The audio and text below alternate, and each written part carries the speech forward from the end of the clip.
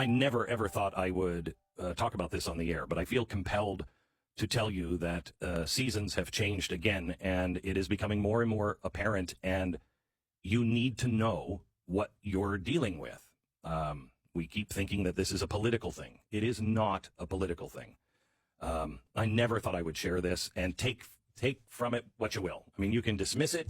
I never have. If you are a longtime listener of this program, you know that one of the reasons I left New York, besides the whole thing was going to burn itself down, was I had a medical condition. Part of it was brought on by no REM sleep for about 10 years. I actually found this to be very advantageous because I could get so much done because I just couldn't sleep. And for 10 years, I never had a dream. That's not good for your body. And so I was really kind of broken down when I moved here. I feel much, much better and having dreams again, et cetera, et cetera. However, during this period, I had what could be described as a dream. I do not believe it was, but you might just say, well, that's ridiculous, whatever. In this dream, I come to in this dream, and I am in a hallway of the White House. And I'm walking into a big room where there's a bunch of cubicles, and people look up like, who's walking in? And there are people behind me, but I don't know who they are yet. I just know I'm being pushed forward by them. The people are at the cubicles, and they look over the cubicle first at me, and then their eyes dart to the people behind me and then dart right back down. And I realize everybody in the White House is terrified of who's ever behind me. I kind of glance back, and I see these people that are in uniforms that I've never seen before. I have seen them since, but that will be for some other time. But I'd never seen these before. And we're being pushed through this place, and then we go into a room like the Situation Room, okay? Big conference room, presidential, and it's me and about 3 other people, and we're sitting down at that conference room table, and we were told just to wait there. So we do, and we start talking about, I don't think this is going to be good. That's when 2 other people walk in, and they were clearly identified in the dream. However, I'm not sure anymore that image was anything other than helping me relate to what I'm about to tell you. So the one guy, when they open the door, these guys in the uniforms are in the hallway, and the one guy says, him, and him, take him out. And they get up and look at me, and I'm the only one sitting at the table still, and they go out, the guards close the doors, and I'm now alone with these 2 people that are clearly in charge of something. They're not political. They're not in a political position. It didn't feel like, it wasn't the president or anything like that. And they are standing there, and then I hear 3 gunshots. And they said, yeah, that happened pretty quickly for them. However, we're going to get to know. And I said, okay. And they said, because you really have no idea who you're dealing with. And that's when one of them reached under like a Mission Impossible mask and ripped off his face, and he was Satan. He was a demon, okay? Horrifying. I wake up. This was so vivid that I didn't tell anyone for months, and not even my wife. And it bothered me deeply, and I didn't know exactly what to do with that information. And about a year and a half went by, and it still was with me almost every day. Something you just don't forget. And I get a call from a guy who is, you would know his name, big spiritual leader. And he calls me, he says, can you come to my house? I need to talk to you. And I said, okay, sure, when? And he said, as soon as possible. I said, this weekend, okay? He said, yeah.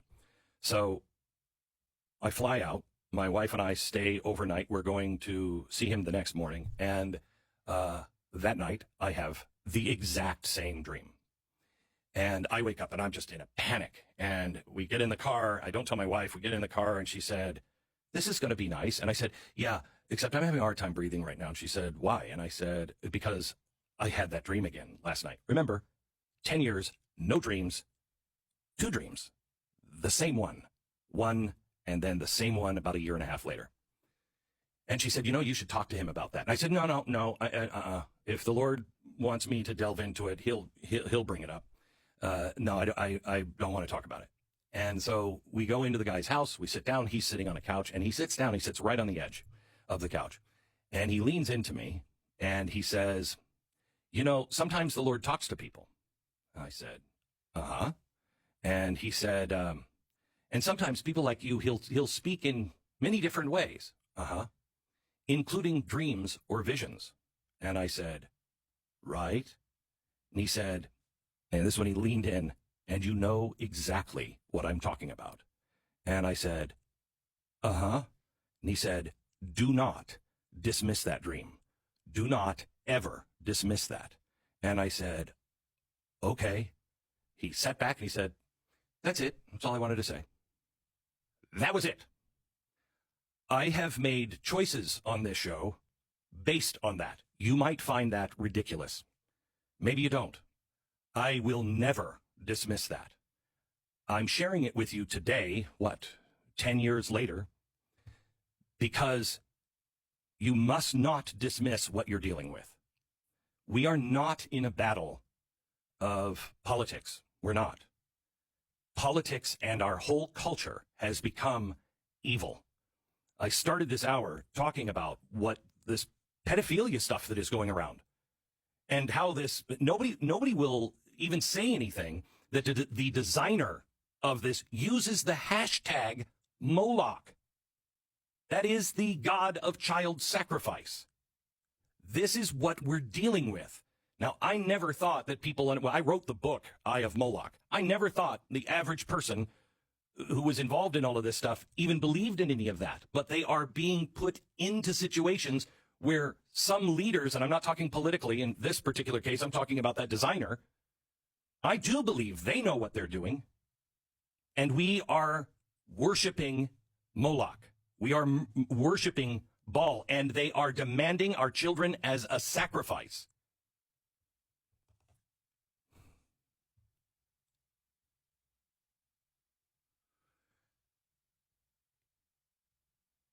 You have to get to a point to where you are going to choose a side. There will be no one left on the benches. And if you think you can sit it out, you will end up on the wrong side. I urge you to know who you serve. This is a different time in human experience. This is not normal. None of this is normal. And it has been coming slowly in dribs and drabs. But for those who are really paying attention, it's methodical. And it has taken an extremely disturbing turn. We're no longer talking about issues of, tax policies and how big the government should be. We're not talking about those things anymore. We are talking about the erasing of the fundamental right for you to choose between good and evil. You're being coerced right now to accept one side. That is taking away your freedom of choice. That is God-given. Satan's plan was the other one. I'll go down. I'll return them all. Just give me the glory. I'll make the decisions for them. You have to start reading the news with spiritual eyes.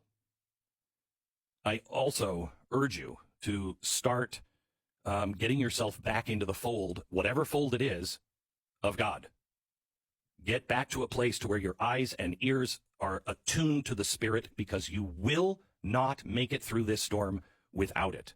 As I used to say, there will come a time where you have to be so in tune. If the Spirit says, stop, turn around, go the other direction, you don't question it, you do it. And unless you start listening to it now and developing that muscle, you will not stop in time. Please, we are in different times.